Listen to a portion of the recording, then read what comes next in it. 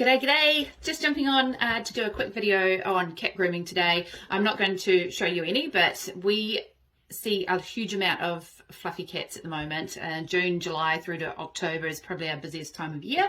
And we're seeing cats in all sorts of states, so from fully matted to just developing a few. So we're all about maintenance and prevention rather than leaving them once a year for a full shave.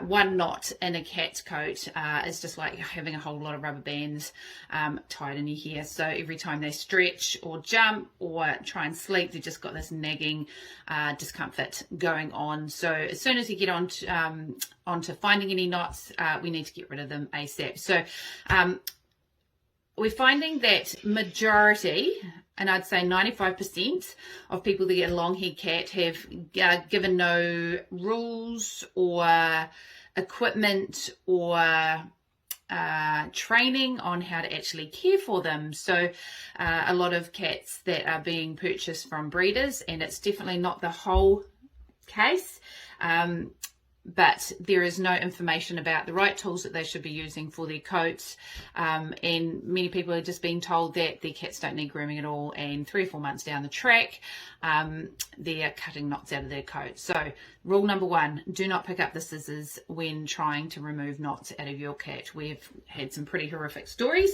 about cats getting cut. Their skin is very, very thin and easily nicked, even though you don't mean to. So never pick up scissors when trying to remove knots from your cat's coat. So long-haired cats that we generally deal with, this is our number 1 go-to. So this is called a molting comb, and you can see that it's got the long and the short prongs there, and we find as soon as you get onto you find any knots, you sort of tease them out like a knot out of your kids here. So not that you can see out of this, but you just sort of start on it and just keep working underneath it, and they literally just pop out. So having a tool like that is probably your number 1 go-to. That's what we use every single day. A lot of long-haired cat owners go into the pet shop and they're sold that. So it's kind of like a Furminator, sort of for short hair, great for short hair cats. As you can see, if you've got a long-haired cat, their trouble starts at the base of their coat. So this is not going to go anywhere near it. So save your money. I wouldn't invest in one of those personally. We generally don't use those on long-haired cats at all, just short hair. So yes, so you can see the difference of getting down to the base of their coat. That's going to do it every time.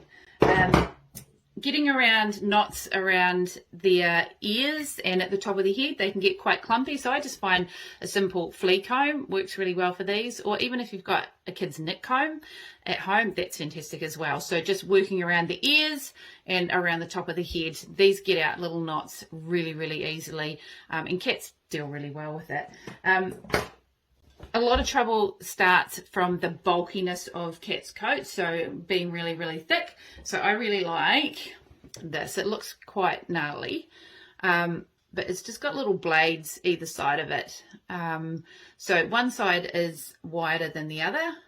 So we start with the wider ones and get the bulk of the coat out, and as it's sort of coming good, you just, turn it over, and the thinner side, this side here, will just rake out a lot more weight. So I think these 2 tools are absolutely amazing for long-haired cats, and basically all you're going to need. We also do clip out cats' tummies. If they've got a lot of knots under their arms and in their groin, we can do a wee sanitary trim as well, and that just helps keep them cool in summer. Unless they sort of roll over onto their backs, you don't even know that, it's trimmed. So I think, just being aware of what you need for your long-haired cat. Generally, cats coming from winter to spring need to be groomed most days. They're losing a lot of their winter coat, and that if it's not sort of groomed and combed out, then it starts clumping and then ends up metting and feeling really uncomfortable. So yeah, just if you are getting a long hair cat, or you do have one already, get started now, and just small amounts and often is the key, rather than sort of waiting for them to get into a real state and possibly having sedations and